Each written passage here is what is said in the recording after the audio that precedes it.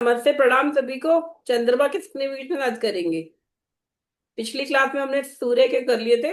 कोई क्वेरी है, उस पे क्वेश्चन है किसी का? नहीं मैम। और कुछ कहना चाहता कोई, बोलो। नहीं। चलो, तो हम लोग शुरू कर लेते हैं। आज चंद्रमा बड़ा इंपॉर्टेंट है।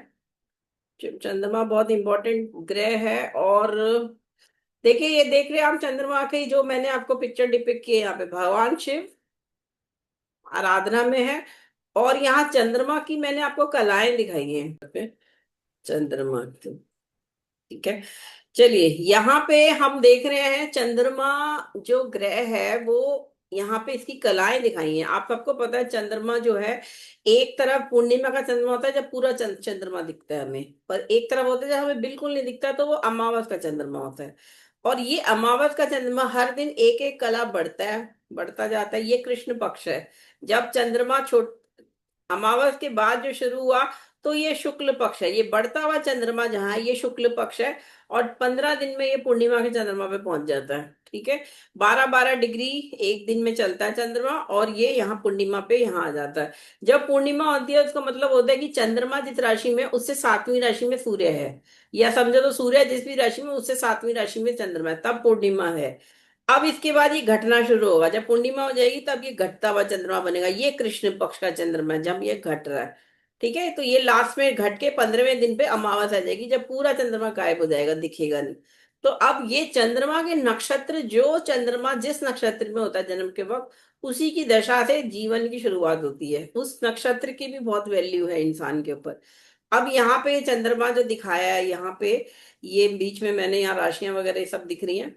और ये भगवान शिव इसलिए दिखाए हैं कि जब भी चंद्रमा पे पीड़ा होगी, तो भगवान शिव की भक्ति आपको करनी पड़ेगी। उसके अतिरिक्त कोई ऑप्शन अवेलेबल नहीं है, क्योंकि चंद्रमा को भगवान शिव ने धारण किया है। जब भी चंद्रमा क्षीण हुआ, हमारे शास्त्रों में बड़ी सारी स्टोरीज हैं। तो चंद्रमा भगवान शिव के धारण करने से उसे संभल जाता है। और फिर आपका मन, जो चंद्रमा मन का कारक है, सबसे पहले मन बोला जाता है। मन, माइंड जिसे इंग्लिश में कह सकते हैं। आपका मन अच्छा है तो आप सब कुछ कर सकते हो। मन में उत्साह है, आप पढ़ाई कर लोगे। मन में उत्साह नहीं है, निराशा है, तो आप कुछ भी नहीं करोगे। मन के हारे हार है, मन के जीते जीत। जो डर गया वो मर गया, ऐसे बोलते हैं ना। वो इसका मतलब यही है कि मन ही सारी चीजों को कंट्रोल करता है। क्योंकि चंद्रमा हमारे हमारे जो पृथ्वी है उससे सबसे नियरेस्ट प्लैनेट है। अब प्लैनेट तो अगर हम देखें तो हमारे सौरमंडल, जो हमारा सोलर सिस्टम है, उसमें प्लैनेट नहीं है, उसको बोला गया उपग्रह है। वो उसका सैटेलाइट है अर्थ का। लेकिन हम शब्द यूज करते हैं ग्रह। चंद्रमा ग्रह है। ग्रह मतलब ही है जो ग्रहण करता है, जो पकड़ता है आपको आपके कर्मों के अनुसार। तो ये सारे ग्रह जो हैं ये सांकेतिक है। ये चंद्रदेव की फोटो लगाई है मैंने यहाँ पे, मतलब चंद्र देवता का जो वर्णन है। अब आपको इस फोटो को देख के क्या लग रहा है, बताओ।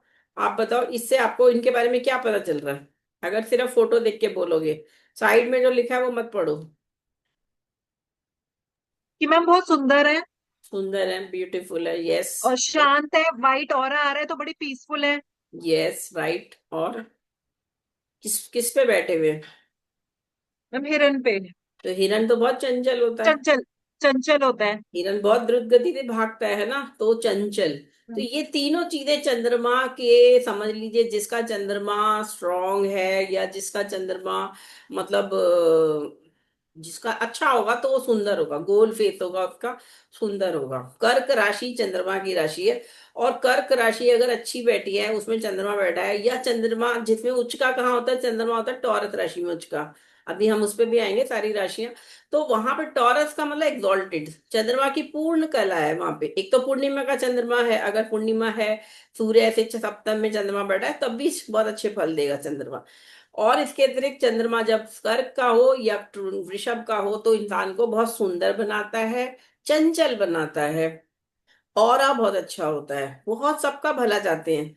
उनकी बहुत ऑस्पिशियस लुक्स है। ये देखो, ऑस्पिशियस लुक्स मतलब शुभ शुभ, उनको देख के ही खुशी मिलती है। कुछ लोग होते हैं ना, उनको देख के आपको खुशी मिलती है, ऐसा मतलब कुछ भी नहीं बोलते। और कुछ लोगों को देख के इरिटेशन होती है। तो जहां इरिटेशन है वहां नेगेटिविटी है, मतलब तामसिक ग्रहों का प्रभाव है, मंगल शनि राहु केतु, है ना। अब चंद्रमा एक शुभ ग्रह है, बृहस्पति जैसे सबसे शुभ ग्रह है, वैसे ही चंद्रमा भी एक शुभ ग्रह है। लेकिन चंद्रमा के साथ कंडीशन है कि चंद्रमा क्या कृष्ण पक्ष का चंद्रमा है कि चंद्रमा शुक्ल पक्ष का है, और चंद्रमा पे कोई और ग्रह तो नहीं देख रहा, क्योंकि चंद्रमा ऐसा ग्रह है कि अगर कोई ग्रह उसे पीड़ा देगा, अगर मेलेफिक प्लैनेट दिखेगा, तो ये फिर क्षीण हो जाएगी इसकी पावर। और अगर कोई अच्छे ग्रह देख रहे हैं तो ये बहुत बढ़ा देगा उसको, चंद्रमा बिल्कुल ब्यूटीफुली वो। तो अब यहाँ पे जो लिखा है कि चंद्रमा शी इज मतलब ये फीमेल प्लैनेट है।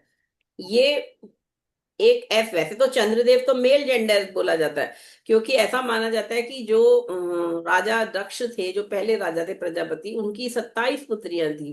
27 नक्षत्र जो हमारे हैं वो 27 डॉटर्स की तरह से स्टोरी समझाई जाती है, कि उन सबका विवाह उन्होंने चंद्रदेव से कर दिया। चंद्रदेव से 27 पत्नियां हो गई, क्योंकि हर दिन चंद्रमा एक नक्षत्र में ट्रेवल करता है। और इस तरह से एक चंद्र महीना जो बनता है वो 27 दिन में पूरा, 27 से 28 दिन में पूरा हो जाता है। और प्रतिदिन एक रानी के साथ, मतलब एक नक्षत्र में चंद्रमा का ट्रेवलिंग होता है। और इसीलिए हर दिन हमारा मूड अलग अलग तरीके से बिहेव करते हैं हम।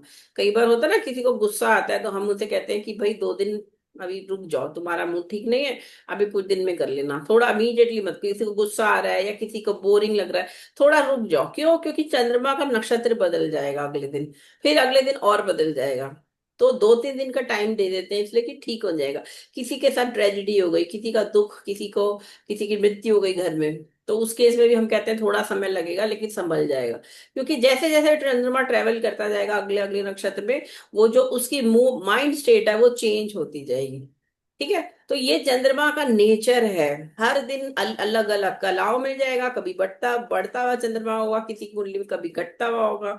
और ऑब्वियसली ये तो गोचर में तो जो आपका जो कुंडली में चंद्रमा है वो तो खैर जो फिक्स्ड पोजीशन है, लेकिन नेचर जो हम लोग आजकल हैं, जो डायनेमिक पोजीशन है चंद्रमा की, वो तो हर महीने ऐसे बदलता चलता है। और इसीलिए तिथि पैदा होती है। सूर्य से 12 डिग्री की जो दूरी है वो पहली तिथि है। जब अमावस से 12 डिग्री चंद्रमा आगे बढ़ जाता है तो प्रतिपदा हो जाती है। फिर 12 डिग्री और बढ़ता है तो द्वितीया तिथि हो जाती है। ऐसे कर करके फाइनली जब 180 डिग्री दूर हो जाता है सूर्य से तो पूर्णिमा हो जाती है। चंद्रमा को फिकल माइंडेड बोला गया है, वेरी लस्टफुल। मतलब जो जिनका चंद्रमा ज्यादा प्रधान हो ना, वो थोड़े से लस्ट का मतलब होता है कि जैसे, क्योंकि चंद्रमा बहुत वो है, वुमेनाइजर भी वर्ड यूज कर सकते हो आप यहाँ पे वर्ड। अगर ज्यादा वो हो तो ये ऐसा इंसान होगा, वो किसी को भी सुंदर स्त्री को देख के ऐसा व्यक्ति बहक जाएगा, या सुंदर पुरुष को देख के ऐसी स्त्री बहक सकती है, क्योंकि वो फिकल माइंडेड है, कंट्रोल नहीं है भावनाओं पे। जब बहुत ज्यादा इमोशनल, बहुत ज्यादा सेंसिटिव, उस तरह से सुंदर है, गुण है, स्वीट स्पीच है, ये सब रहेगा। साथ में एक गोरा भी बनाएगा, शी इज फेयर ऑल्सो। देखिए चंद्रमा के लिए बोला गया कि चंद्रमा जब प्रधान होगा, चंद्रमा अगर लगन में बैठ जाएगा तो गोरा बनाएगा, सुंदर बनाएगा, गोल फेस कराएगा। और साथ में ये आपको एक ब्यूटीफुल बॉडी भी देगा। जैसे ही वेल बैलेंस बॉडी है ना, तो जिनका चंद्रमा अच्छा स्ट्रांग होता है उनकी ये सारी चीजें अच्छे सेंस में होंगी। शी इज लर्नेड ऑल्सो, आपको बहुत सारे शास्त्र भी पढ़ा देगा। तो चंद्रमा अपने आप में भी एक लगन है, इसको आपको अच्छे से स्टडी करना पड़ेगा। जब भी कुंडली में देखोगे आप शुरू करो। अब ये दूसरी पिक्चर मैंने यहाँ डाली, आप बताओ इसको देख के आपको क्या लग रहा है, क्या समझ में आ रहा है, सिर्फ पिक्चर को देख के बताओ। ये मैम ये पढ़ रहा है, बहुत सारे शास्त्र बुक्स रखी हैं, तो बहुत अच्छा इंटेलिजेंस भी है, दे रहा है ये। हम्म। और ये समुद्र दिख रहा है, यहाँ पे समुद्र, यहाँ पीछे एक बोट जा रही है। जी मैम। ये मून है, यहाँ आकाश में बादल छाए हुए हैं, ये किनारे पे ऐसे जब मैम बैठे मून हुए। होता है तो हाई टाइड्स आती हैं, जब मून होता है तो हाई टाइड्स भी आती हैं समुद्र में। हाँ हाँ, और ये देखो, ये जो व्यक्ति है ये डिप्रेस सा लग रहा है ना, बैठा हुआ है नीचे सर करके, लग रहा है खुश तो नहीं लग रहा है ये यहाँ पे। ऐसा लग रहा है ना नहीं। कि थक गया है, ऐसा लग रहा है कि डिप्रेस सा है ना। तो ये भी दिखाता है, चंद्रमा इमेजिनेशन को दिखाता है। कई लोग दिमाग में इतने सारे नई ऐसी ऐसी चीजें सोचते चले जाते हैं। कहते हैं ना वो शेख चिल्ली के सपने कुछ लोग देखते हैं। हाँ, कुछ लोग डिप्रेस्ड हो जाते हैं सोच सोच के ही, और कुछ लोग सोच सोच के बड़े खुश रहते हैं। अब ये डिप्रेशन को भी दिखा रहा है चंद्रमा। जब बादल छा गए, अकेलापन, अपना प्रेमी साथ नहीं है, तो ये दुखी हो रहा है मन इजीली। तो उसे पता है कि वो 7 समंदर पार गया है, पति गया है, या प्रेमी गया है, लेकिन फिर भी वो दुखी हो रहा है, या उसकी प्रेयसी गई है, प्रेमिका गई है। पढ़ लिख भी लेगा तब भी वो मन को कंट्रोल नहीं कर पा रहा, ये चंद्रमा का गुण है। तो इसका वही जो सबसे पहले मैंने आपको दिखाया, भगवान शिव की भक्ति तो उसको करनी करनी है जिसका भी चंद्रमा पीड़ित है। अगर वो चंद नहीं करेंगे तो उसको फिर कंट्रोल वो अपने माइंड को, अपनी फीलिंग्स को नहीं कर पाएगा, क्योंकि चंद्रमा आपको इमोशनल बनाते हैं। क्रिएटिविटी क्रिएटिविटी बहुत है, बहुत सारी नए नए प्लानिंग, बहुत सारी नई नई चीजें बना सकते हैं, उनके थॉट पैटर्न बहुत ज्यादा। जैसे कहते हैं ना, जहां ना पहुंचे रवि वहां पहुंचे कवि। तो जो कवि है, पोएट है, साहित्यकार है, ये बड़ी बड़ी किताबें लिखने वाले, ये सब इनका चंद्रमा प्रधान होता है। एक राइटर की कुंडली में मून बहुत अच्छा होगा। ठीक है, ये मून, ये प्रोफेशंस को भी दिखाता है मून। आपका अगर मून स्ट्रांग है, अगर उसका रोल 10th हाउस पे आ रहा है, तो ऐसा व्यक्ति लिखने में, पढ़ने में, और लिटरेचर, पोएट्री, म्यूजिक, ये सब चीजें सिखाएगा। और साथ में फिर फूड फूड खाना बनाना, खाने की चीजें, ये सब भी है। लेकिन यहाँ पे चंद्रमा को अगर हम कारक के रूप में देखें, जैसे सूर्य राजा था, पिता था, वैसे चंद्रमा मदर है और रानी है, ग्रहों की रानी है। मतलब अब ये रॉयल प्लैनेट्स हो गए। जैसे सूर्य रॉयल्टी देता है आपको लाइफ में, वैसे चंद्रमा भी अगर अच्छा होगा, स्ट्रांग होगा, तो आपको लाइफ में सब तरह की लग्जरी मिलेंगी। और एज ए मदर, मदर जैसे अपने बच्चों की केयर करती है ना, सबका भला चाहती है, किसी का बुरा नहीं चाहती वो, है ना। अपने बच्चों का नहीं, वो सभी के मदरली बिहेवियर जो होता है, वो चीज सेम यहाँ पे भी आ रही है। क्योंकि मदर मून जिनका प्रधान होता है, वो सबको मदरली बिहेव करते हैं, है ना। और मैम जैसे मेरा 4th हाउस का चंद्रमा बैठा है पाइसेस का, तो मेरा बहुत मदरली बिहेवियर होगा। बिल्कुल धीरे धीरे तुम सबको केयर ही करोगी, सब लोगों को ये करोगी कि I take care, whether you have taken food, सबसे पूछोगी सब ठीक है। जैसे मदर होते हैं सबको सबको, वो मदर है नहीं, लेकिन मदर की तरह बिहेवियर, ऐसे लोगों का जिनका चंद्रमा प्रधान होता है, वो वैसे ही बिहेव करते हैं सबके साथ, चाहे छोटा हो, बड़ा हो, ओल्ड हो, पड़ोसी हो, अड़ोसी हो, सब। क्योंकि उनका नेचर में है, ये चंद्रमा का ये रोल है। चौथे घर में चंद्रमा दिग्बली होता है, जैसे सूर्य 10वें घर में होता है। क्यों? क्योंकि वो प्रशासन है ना, आपकी प्रोफेशन में सूर्य राजा है, एडमिनिस्ट्रेटिव। और चंद्रमा माँ घर में होती है ना, घर में माँ ही रानी होती है, माँ की चलती है। क्योंकि वो सबको खिलाती है, पिलाती, ख्याल रखती है, उसको इज्जत प्यार सब मिलता है। तो चंद्रमा चौथे घर में दिग्बली होता है। कौन से घर में दिग्बली होगा? घर में, घर में सबसे ज्यादा उसकी स्ट्रॉन्ग स्ट्रेंथ दिखेगी, जिन जिनका चंद्रमा स्ट्रॉन्ग है।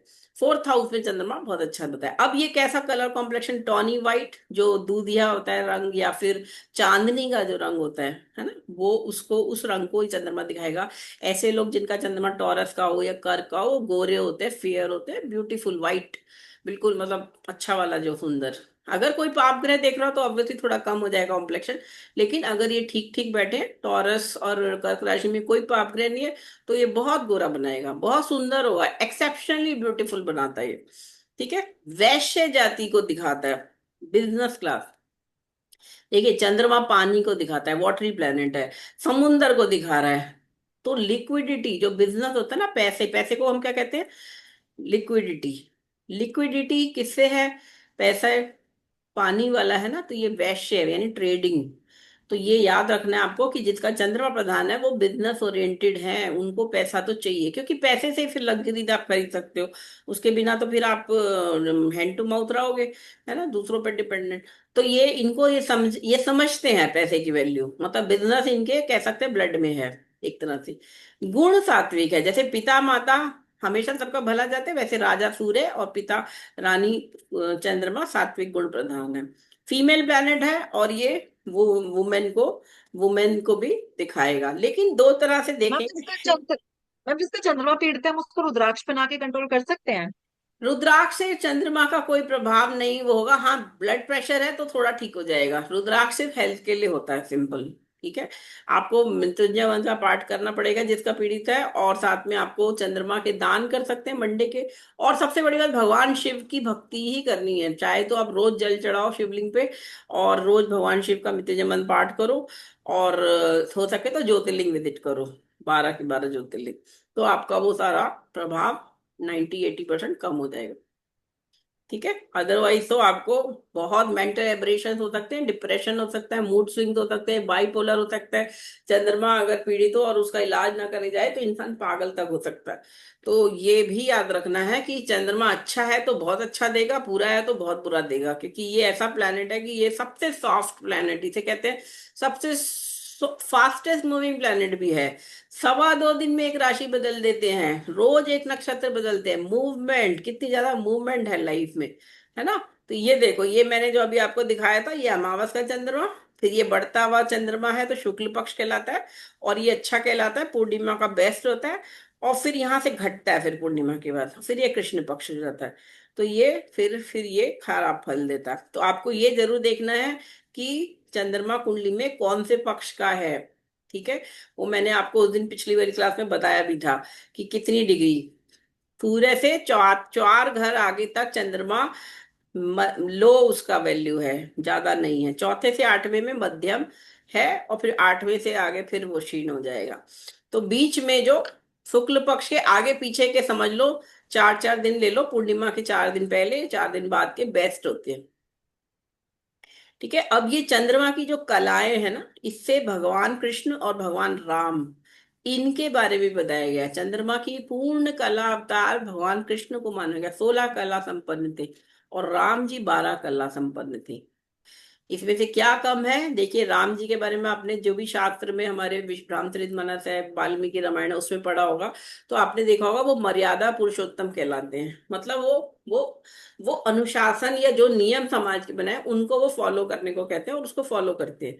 और वो म्यूजिक, ठीक है, वो उन्होंने कभी गाया नहीं या कभी बांसुरी नहीं बजाई, वो अपना धर्म, क्षत्रिय का धर्म निभाया उन्होंने, और जो भी काम, तो वो कलाएं जो एक्स्ट्रा रही वो सब भगवान कृष्ण में, वो म्यूजिक गाते भी थे, नृत्य भी करते थे, बांसुरी भी बजाते थे, और सुंदर तो थे ही ऑब्वियसली। ठीक है। तो यहाँ पे ये एक्स्ट्रा कलाएं जो है वो 4 कलाएं एक्स्ट्रा हैं। अब ये चंद्रमा की कुछ कलाएं हैं, ये मैंने वैसे ऐसे एडिशनल आप लोगों को बताने के लिए बता दिया है, प्लैनेट, जस्ट फॉर फिलोसफी, कि ये हमारे कोश होते हैं बॉडी में। पहले तो सबसे पहले हमारा अन्नमय कोश होता है, जो हम खाते हैं पीते हैं, उससे हमारे शरीर का जो स्थूल शरीर बनता है। ठीक है। फिर उसके अंदर हमारा सूक्ष्म शरीर है। ठीक है। और इसमें ये कोश, फिर उसके अंदर कारण शरीर होता है, सूक्ष्म के अंदर भी कारण होता है। जब तक, जब हमारी मृत्यु होती है तो सूक्ष्म शरीर निकलता है हमारा, सूक्ष्म शरीर को ही पीड़ा देते हैं यमदूत या यमराज, और फिर सूक्ष्म शरीर फिर से वापस फिर योनि को लेता है, जन्म लेता है। ये जब तक सूक्ष्म शरीर खंडित नहीं होता, अंदर का कारण शरीर जिंदा रहता है, और इसीलिए हमें जन्म जन्म के रीबर्थ लेने पड़ते हैं। और ये बॉडी पे हमारे कोट्स हैं, ये सारे, है ना, मनोमय कोश, प्राणमय कोश, आनंदमय, विज्ञानमय, है ना, ये सारे कोश हैं हमारे अंदर। ये सारी चंद्रमा की कलाएं हैं, भगवान कृष्ण में सारी कलाएं थी। ठीक है। तो वो ये जस्ट फॉर एडिशनल मैंने इंफॉर्मेशन आपको दी है कि ये जिसमें सारी कलाएं होंगी, जिसका सारा चंद्रमा बिल्कुल बेस्ट होगा, कहीं से कोई पीड़ा नहीं होगी, उसके अंदर ये सारी, चाहे इसे सिद्धियां कह लो, चाहे आप इसको इनके गुण कह लो, वो सब होंगे। उसके विचार अच्छे होंगे, सुंदर होगा, स्वस्थ होगा, इच्छा उसकी पूरी होगी, जो चाहेगा विद्या अर्जित कर पाएगा अच्छे से, उसका एक ऑरा डेवलप होगा, तेज होगा उसमें, शासनी चंद्रिका, उसके अंदर शांति होगी, 16 कलाएं संपन्न जो होगा, उसकी कीर्ति दूर दूर तक फैलेगी, प्रकाश देगा दुनिया में, समाज को एक गाइड, एक अच्छी वो डायरेक्शन देगा, धनवान बनेगा, उसको प्रेम भी प्राप्त होगा, जिससे भी प्रेम करेगा प्रेम प्राप्त होगा, उसको एक स्टेबिलिटी लाइफ में होगी, पूर्ण कर्मशील, पूरा अपना जो भी लाइवलीहुड के लिए काम कर रहा है वो करेगा वो, और उसे सुख मिलेगा। ये सब जब पूर्ण अच्छे से चंद्रमा बैठता है तब ये देता है 16 कलाएं। तो बेसिकली जब D1 कुंडली, आप जन्म कुंडली बनाओगे, तब आप चंद्रमा को ध्यान से चेक करो, कौन सी तिथि का बर्थ है, कितनी उसमें सामर्थ्य है, कोई पीड़ा तो नहीं है उसपे, उसके हिसाब से फिर वो आपको फल कहना होगा। ठीक है। कोई क्वेश्चन यहाँ पे, आगे बढ़े। जी मैम। चलो, अब हमारी बॉडी में चंद्रमा किस चीज को गवर्न करेगा, हमारी बॉडी में ब्लड को चंद्रमा दिखाएगा। हमारी बॉडी में 90% पानी है, और पानी में, पानी के साथ जो हमारे ब्लड है ना, ब्लड को अगर आप माइक्रोस्कोप में अगर इसका वो केमिकल सारा वो देखा जाए ब्लड, तो उसके अंदर भी पानी है। ब्लड में 70% पानी होता है। बाकी जो आरबीसी होते हैं, red blood blood corpuscles, WBC होते हैं, प्लेटलेट्स होते हैं जो डेंगू में कम हो जाते हैं, ये सारे सेल्स होते हैं जो उसका कलर रेड बनाते हैं, और ऑब्वियसली उनके अपने अपने काम है। लेकिन है तो पानी। ठीक है। हमारे माइंड में भी, ब्रेन में भी, जब किसी को गुस्सा आता है तो बोलते हैं ना पानी पिलाओ, इसको पानी पिलाओ।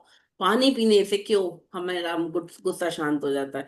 क्योंकि बॉडी में अगर हमारा वाटर कंटेंट डिस्टर्ब्ड है, तो ठंडा पानी पिलाओ, उससे क्या होता है, वो शांत होता है, मन शांत होता है, शरीर में प्यास बुझ जाती है। देखो हम खाने के बिना रह सकते हैं 2 4 5 दिन 10 दिन, लेकिन पानी तो चाहिए। सूखने लगेगा गला 2 3 दिन में, फिर आपको कुछ याद नहीं आएगा, प्यार, लगाव, रिश्ते सब भूल जाओगे। भैया पानी दो सबसे पहले, मुझे तो प्यास लग रही है ना।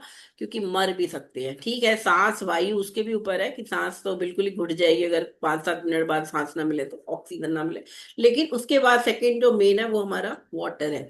तो चंद्रमा मन भी है, पानी भी है, और इसीलिए ये वो तत्व है, ये वो ग्रह है जिसके बिना काम नहीं चलता दुनिया में किसी का। जैसे किसी सोसाइटी में या किसी गैदरिंग में या किसी फैमिली में जिसका चंद्रमा प्रधान होता है ना, जिसका कर्क राशि हो किसी की, वो व्यक्ति घर में, जैसे पानी को हम केयर नहीं करते ना, हम एज ग्रांटेड लेते हैं कि यार पानी तो है, खाने की वैल्यू ज्यादा अच्छी मानते कि अरे हाँ ये देखो खाने को हम कोई डिश खरीदेंगे, ऑर्डर करेंगे, वाटर तो वाटर है, ठीक है मिल जाएगा, है ना, ये सोचते हैं। लेकिन सबको पता होता है कि जब जब पानी की कमी हो जाती है ना, तब आपको खाना भी नहीं चाहिए होता।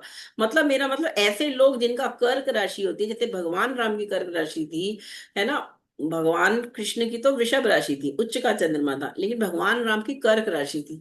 तो कर्क राशि वाले लोग दुनिया में समाज के लिए मैंडेटरी उसी तरह होते हैं जैसे पानी हमारे लिए जरूरी है। मतलब लोग उनको एज ग्रांटेड लेते हैं क्योंकि वो सबको केयर करते हैं, एज ए मदरली उनको केयर करेंगे, सब कुछ करेंगे, और लोग उनको रिस्पेक्ट उतनी नहीं देते क्योंकि जैसे खाने और दूसरी चीजों के सामने पानी की कोई वैल्यू नहीं समझ में आती लोगों को। तो ऐसे लोगों को लोग एज ग्रांटेड लेते हैं, या जैसे मदर को कई बार एज ग्रांटेड लेते हैं ना घर में, कि ठीक है मम्मी तो है ही, ठीक है, उतनी रिस्पेक्ट नहीं मिलती जितनी बाकी मेंबर्स को मिलती है।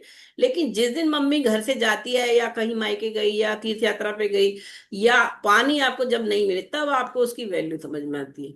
तो ये समझ लो कि ये लोग भावुक होते हैं, इमोशनल होते हैं, सबके लिए करते हैं, दिल खोल के रख देते हैं, लेकिन इनको सब लोग एज ग्रांटेड और एज मतलब इग्नोर करते हैं जनरली। लेकिन they are very much required for the society. जैसे मैंने आपको तत्व पढ़ाए राशियों में ना, अग्नि तत्व, जल तत्व, है ना, वायु तत्व और पृथ्वी तत्व, इनमें हमने राशियों में बांटा है। वैसे ही ग्रहों के भी अपने तत्व हैं। तो ये जल तत्व ग्रह है, और इसकी अपनी बहुत वैल्यू है। इसके बिना, ऐसे तो इंडिपेंडेंटली अकेला चाहे चंद्रमा कुछ ना कर पाए, है ना, बाकी ग्रह मंगल शनि और बुध बृहस्पति शुक्र ये सब अपना सब दे रहे हैं, लेकिन चंद्रमा हम उनके साथ मिलके ही अल्टीमेटली कई सारे राजयोग धन योग देता है। और इसका बली होना भी जरूरी है, क्योंकि माइंड ही अगर स्टेबल नहीं होगा आपका, अगर आपका मन ही दुखी है, तो आपके वो सारे राजयोग धनयोग धरे के धरे रह जाएंगे, ये मान लो। इसीलिए 3 लगन माने गए प्रमुख कुंडली में। पहला तो मेन लगन जो आपका जन्म के वक्त पूर्व दिशा में राशि होती है, लगन में जो राशि आई। दूसरा आपका चंद्र लगन, चंद्रमा किस राशि में बैठा है वो बड़ा इंपॉर्टेंट है। और फिर तीसरा आपका सूर्य लगन, क्योंकि सूर्य आत्मा का कारक है और सूर्य हेल्थ का कारक है। तो सूर्य का लगन, तो 3 लगन देखने होते हैं कुंडली को, हमेशा हमें 3 लगनों से एनालिसिस करना होता है। ठीक है, ये चंद्रमा डायरेक्शन नॉर्थ को दिखाएगा। मिल्की ट्रीज, रबड़ का पेड़ जिसमें से दूध टाइप से निकलता है या लिक्विड निकले, ऐसे ट्रीज को दिखाएगा। अगर चंद्रमा का रोल आपकी कुंडली में आ रहा है चतुर्थ भाव पर, तो आपको इस तरह के घर के आसपास ऐसे पेड़ आपको मिलेंगे मिलेंगे। अब टेस्ट देखें तो सॉल्टी सी वाटर, क्योंकि खारा पानी होता है समुद्र का, तो ऐसे लोगों को खाने का टेस्ट उनका बड़ा विचित्र सा होता है, मतलब इट्स नॉट नॉर्मल। इट जो भी है जिनका चंद्रमा प्रधान है, कभी कभी वो अच्छा भी खा लेंगे, कभी उन्हें स्पाइसी चाहिए, कभी मीठा चाहिए। तो अलग अलग तरीके से ये टेस्ट को दिखाएगा। वाटरी सीजन यानी रेनी सीजन, वर्षा ऋतु को ये सिग्निफाई करेगा प्रश्न कुंडली में। किसी की कुंडली में लगन में प्रश्न कुंडली में आ रहा है चंद्रमा, तो बोलो वर्षा ऋतु होने तक हो जाएगा ये काम। ठीक है। अब डे और नाइट में अब यहाँ पे आपको फिर ध्यान देना पड़ेगा कि ये कुंडली में चंद्रमा कैसा है, क्या ये वेनिंग है या वैक्सिंग है ना। वेनिंग में बढ़ता हुआ चंद्रमा और वैक्सिंग घट वेनिंग घटता हुआ और वैक्सिंग बढ़ता हुआ चंद्रमा। ठीक है, तो उसमें आपको स्ट्रेंथ देखनी है। अगर वेनिंग है तो नाइट में स्ट्रेंथ स्ट्रांग माना जाएगा, मतलब वो नाइट शिफ्ट आराम से कर सकते हैं। और वैक्सिंग है तो डे में ये पावरफुल है, वैसा व्यक्ति दिन के समय उसे अपने काम करने चाहिए ज्यादा। ठीक है, शुक्ल पक्ष कृष्ण पक्ष, यहाँ पे भी सेम प्रिंसिपल आपको यूज करना पड़ेगा कि चंद्रमा कौन से पक्ष का है, उसी हिसाब से वो बलि या कृष्ण पक्ष में बलि है या शुक्ल पक्ष में बलि है। इसी तरह साल में 6 6 महीने के दो आयन होते हैं हमारे, उत्तरायण और दक्षिणायन, है ना। तो ये हमारा उत्तरायण तो 15 जनवरी से शुरू हो जाता है ना, 15 जुलाई तक। और फिर दक्षिणायन लग जाता है 15 जुलाई से 14 जनवरी। तो अगर आपका, मैम ये बोलो। जो आपने कहा शुक्ल पक्ष और कृष्ण पक्ष, तो ये अगर वैक्स मैम पर कृष्ण पक्ष तो खराब पक्ष होता है, तो चाहे स्ट्रेंथ उसकी कम है अगर, तो ये वो कृष्ण पक्ष क्यों कंसिडर करेंगे? मतलब अगर आपका जन्म कौन से पक्ष का है पहले तो ये देखो, है ना। तुम्हारा बर्थडे कब होता है? वो अक्टूबर। हाँ, तो दक्षिणायन हो गया ना। ठीक है, दक्षिणायन का बर्थ हम्म। हो गया। और तुम्हारा अब ये बताओ, सूर्य से चंद्रमा कितना दूर है, कितने घर दूर है? सूर्य से चंद्रमा, एक सेकंड मैम। क्योंकि वो शुक्ल पक्ष है कृष्ण पक्ष है, ये भी देखना पड़ेगा सिक्स ना। मैम, सिक्स हाउस में है सूर्य से हाँ चंद्रमा। हाँ, तो अब वो पूर्णिमा की तरफ जा रहा है ना, 7वें घर में तो पूर्णिमा ही हो जाएगी, है ना। हम्म। ठीक है ना। तो हम्म। तुम्हारा तुम्हारा यानी कि दक्षिणायन का बर्थ है और शुक्ल पक्ष का तुम्हारा वो है चंद्रमा। तो अब तुम्हारा ये इस समय, इसका मतलब तुम्हें दिन में तुम शुक्ल पक्ष में तुम्हें काम काम तुम्हारे अच्छे होंगे, तुम्हें फ्रेंड्स अच्छी रहेगी। और साथ में तुम्हारा ये दक्षिणायन है, तो दक्षिणायन में तुम्हें फलेगा ये, अच्छा पीरियड रहेगा, काम वाम जो भी तुम्हें मतलब करना मैम है। जिसका शुक्ल पक्ष में बर्थ हुआ है, जिसका भी जब कृष्ण जब बढ़ रहा हो वैक्सिंग पीरियड में, तो उसको दिन में काम करने चाहिए। बिल्कुल बिल्कुल बिल्कुल, हाँ। और और इसी अगर जिसका मैं अमावस के टाइम हुआ हो उसको। हाँ, और इसीलिए तुम्हारा क्योंकि बढ़ता हुआ चंद्रमा तो वैक्सिंग मून हो गया, तो वैक्सिंग मून है तो दिन में करने हैं। ठीक है। और मैम किसी का अमावस पे होगा, अगर घटता हुआ चंद्रमा होगा, तो उसको रात को काम रात करने के को लिए रात को वो अच्छा परफॉर्म करेगा, नाइट में उसके काम जल्दी होते होंगे, जल्दी परफॉर्मेंस है, बहुत अच्छे रिजल्ट मिलेंगे उसको रात को अगर करता है। कोई भी सपोज बिजनेस डील करनी है, कोई मीटिंग है इंपॉर्टेंट, ये सब उसको रात को इवनिंग में सनसेट के आसपास रख लेने चाहिए, सनसेट के बाद। ठीक है। चलो, धातु मूल जीव, मैंने आपको बताया था धातु माने धन, जीव मतलब किसी व्यक्ति से संबंधित, और इन दोनों को छोड़ के जो बचा है और वनस्पति जगत से संबंधित है, वो सब प्रश्न जो होते हैं वो मूल में आते हैं। तो अगर प्रश्न कुंडली में चंद्रमा कई राशि आ गई, कर्क राशि आ गई या चंद्रमा लगन में आ गया, तो किस बारे में प्रश्न है, धन के संबंधित प्रश्न पूछना चाहता है वो व्यक्ति। ठीक है, विवाह के लिए अगर कर्क राशि सप्तम में आ गई, चंद्रमा सप्तमेश बन गया, 7th हाउस का लॉर्ड, तो शादी 22 साल में करा देगा। ठीक है। अब पंच तत्व में जल तत्व को दिखाएगा, मोती पहनना चाहिए, रत्न अगर कोई बोले तो चंद्रमा जिनका पीड़ित है कई बार उनको चांदी की पायल पहन लो, माइंड ठंडा रखने के लिए मोती पहन लो। जेम स्टोन में आपको मोती पहनना चाहिए, 4 से 5 रत्ती का मिनिमम। उसके ऊपर जाएगा जितना आपके पर अफ्लिक्शन है या वेट ज्यादा है तो बढ़ता जाएगा मोती का सही। असली मोती, नकली मोती नहीं, सर्टिफाइड पर्ल होना चाहिए वो फिर, है ना, आईएसओ सर्टिफाइड। और ये सब सिर्फ किसके लिए है, सिर्फ हेल्थ के लिए, मेंटल हेल्थ के लिए। ये कोई आपका भाग्य नहीं ठीक कर रहा है ये मोती पहन लेने से कि आपका चंद्रमा सपोज मानो बहुत पीड़ित है, अष्टम का बैठा है। जैसे मैंने एक सीरीज करी थी वीडियो, मैंने 11 वीडियो करे अष्टम के चंद्र पे, मतलब कुंडली का 8वां घर जो सबसे खराब मानते लोग, उसमें चंद्रमा जब बैठ जाता है तो किसी तरह का आपके साथ स्कैंडल हो सकता है, कोई धन नुकसान, किसी तरह का और लॉस, मदर को प्रॉब्लम, बहुत सारी प्रॉब्लम। तो उन सब से बचने के लिए मैंने मतलब अलग अलग केस स्टडीज डाले हैं ताकि आप समझो उस केस को कि वहां पे कहाँ पे क्या करना है, दान करना है, मोती पहनना है, या आपको क्यों ना मृत्युंजय मंत्र तो करना ही पड़ेगा, अष्टम का चंद्र है तो ये मोती भी उसके लिए कि मेंटल हेल्थ ठीक हो जाए। अब जैसे सूर्य की एक दृष्टि है वैसे ही चंद्रमा की भी 7वीं दृष्टि है, कंप्लीट पूर्ण दृष्टि। ठीक है, अपने से 7वें घर को ये पूर्ण दृष्टि से देखेगा।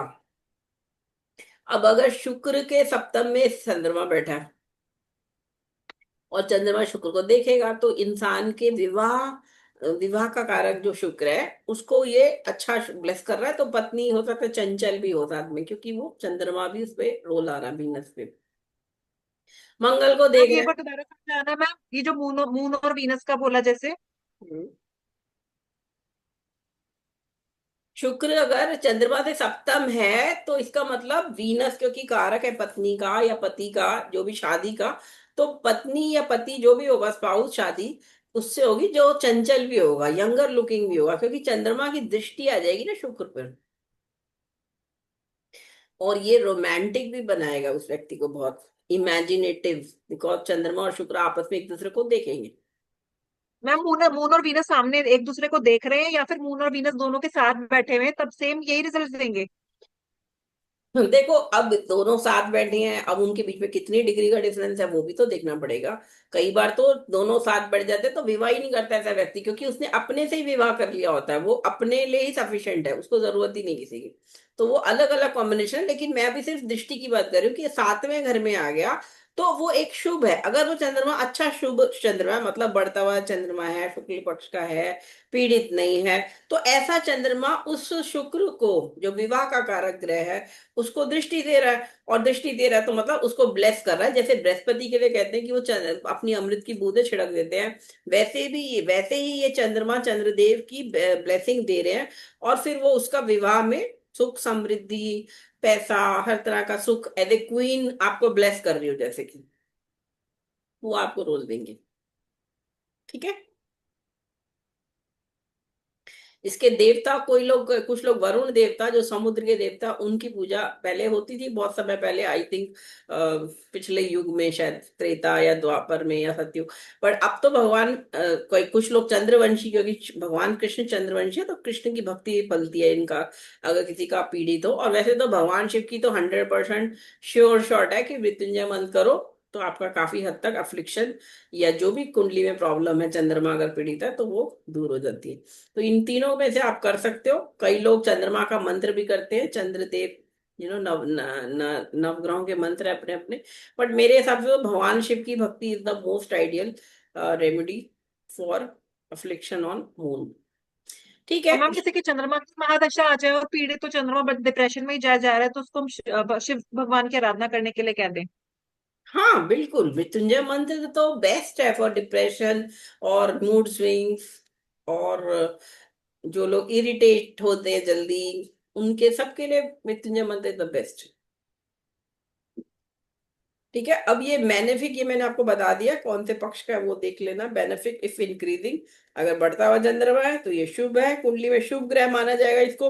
अगर घटता हुआ चंद्रमा है, इसे इसको एक मेलेफिक माना जाएगा, मतलब पाप ग्रह माना जाएगा, मतलब ये फिर कुछ देगा नहीं, फिर वो उस केस में तो ये फिर आपको तंग भी कर सकता है। तंग कैसे करेगा, वही आपको डिप्रेशन देगा, प्रॉब्लम देगा, झगड़े कराएगा, इमोशनली ज्यादा वल्नरेबल हो गए आपको, बुरा लग जाएगा, हर्ट फील होगा जल्दी जल्दी। ठीक है। अब ये मैंने आपको पहले पिछली क्लास में बताया था कि अगर ये 4 घर आगे हो सूर्य से चंद्रमा तो वो मध्यम उसकी स्ट्रेंथ है, और 4 से 8 घर आगे हो, मतलब 5वें घर में हो सूर्य से, छठे, 7वें, 8वें में, तो ये बहुत शुभ माना गया है। मतलब वही शुक्ल पक्ष में तो 7वें में आ ही जाएगा, है ना। शुक्ल पक्ष के बाद भी कृष्ण पक्ष का अगले 2.25 दिन, क्योंकि राशि बदलेगा, ये एक साइन बदलेगा 2.25 दिन में चंद्रमा, तब तक ये अच्छा है। पूर्णिमा के अगले 2.25 दिन भी अच्छे ही माने जाते हैं। पतिपदा और वैसे लोग पड़वा को नहीं करते काम, बट द्वितीया अच्छी मानी गई है, शुक्ल पक्ष के बाद वाली भी। ठीक है, अति शुभ फल देगा उस दिन। और फाइनली अगर नवम से 12वें घर में हो चाहे सूर्य से ये, तो इसको बिना किसी मतलब बल के माना गया है, बलहीन माना गया है। अब ऐसा बलहीन चंद्रमा आपको क्या दे देगा, कुछ खास नहीं करेगा, कुछ कोई कोई खास आपको हेल्प नहीं करेगा। ठीक है, काम चलाऊ, आप अपनी स्ट्रेंथ आपके अंदर होगी, काम आप खत्म कर लोगे बस, लेकिन मजा नहीं आएगा उतना। अब एक ये हमारे पराशर ऋषि ने शास्त्रों में लिखा है कि एक तो ये हो गया, हमने बढ़ता घटता चंद्रमा देख लिया, सूर्य से स्थिति देख ली चंद्रमा की, कितने घर आगे पीछे है। इसके साथ साथ आपको क्या देखना है कि चंद्रमा पे कोई और ग्रह तो नहीं देख रहा कहीं। अगर शुभ ग्रह कोई देख रहा हो, जैसे शुक्र देख रहा हो या बृहस्पति देख रहा हो या बुध देख रहा हो, तो फिर ये बेनिफिक हो जाएगा। अब ये अगर अमावस का भी चंद्रमा हो और साथ में बुध बैठ जाए, तो अब ये शुभ फल हो जाएगा चंद्रमा, क्योंकि इसके साथ एक शुभ ग्रह की युति हो गई या दृष्टि हो गई, तो ये अच्छा माना जाएगा फिर। तो ये कॉम्बिनेशन देख लिया करो, देख लेना मतलब कुंडली में सिर्फ एक कॉम्बिनेशन से नहीं बोलते, इसीलिए कभी भी आपको उसको टोटेलिटी में देखना होता है, कौन कौन ग्रह दिख रहे हैं, कोई नेगेटिव और तो नहीं है। लेकिन कुछ लोगों की कुंडली में कोई भी ग्रह नहीं देख रहा है ना, पीड़ित ही है वो बुरी तरह, तो ये बाल बाल अरिष्ट का भी कॉम्बिनेशन है। पता है आपको, बच्चा जब पैदा होता है तो 12 साल तक कुंडली हम सिर्फ हेल्थ के लिए देखते हैं उसमें। ज्यादा से ज्यादा थोड़ा 8-9 साल का होगा तो चलो थोड़ा इंक्लिनेशन देख लिया कि कहाँ क्या पढ़ना चाहता है, क्या सीखना चाहता है। अदरवाइज 12 का कॉम्बिनेशन होता है कि अगर चंद्रमा बहुत पीड़ित हो, 6-8-12 में बैठा हो, 6-8-12 से संबंध बना रहा हो, तो फाइनली वो बच्चे की मृत्यु हो जाती है जन्म के साथ, 1 दिन बाद, 2 दिन बाद, 10 दिन बाद, कभी कभी 6 महीने बाद, कभी साल भर बाद, 2 साल, 12 साल से मृत्यु हो सकती है चंद्रमा अगर पीड़ित है तो। बच्चा होता है ना 12 साल तक, 12 साल के बाद वो टीनेज होती है शुरू। तो इसीलिए 12 साल तक तो कुंडली देखते ही नहीं है आगे की, जैसे करियर, शादी, ये सब चीजें 12 साल बाद। और उसके पीछे वो भी है कि 12 साल तक ये भी मानते हैं कि अभी तो उसके अपने कर्म फल जुड़ने ही नहीं शुरू हुए इस जन्म के। पहले 4 साल बच्चे के जो भी वो कर्म मतलब उसको भोगने हैं इस जन्म में, वो होंगे उसके उसकी माता के पिछले नेगेटिव कर्मा या जो भी कर्म अच्छे बुरे। 4 से 8 उसके पिता के पिछले जन्म के कर्म, और 8 से 12 उसके अपने पिछले जन्म के कर्मों के फल उसे भोगने हैं। 12 साल के बाद उसका अब इस जन्म के कर्मों का लेखा जोखा रखना शुरू होगा।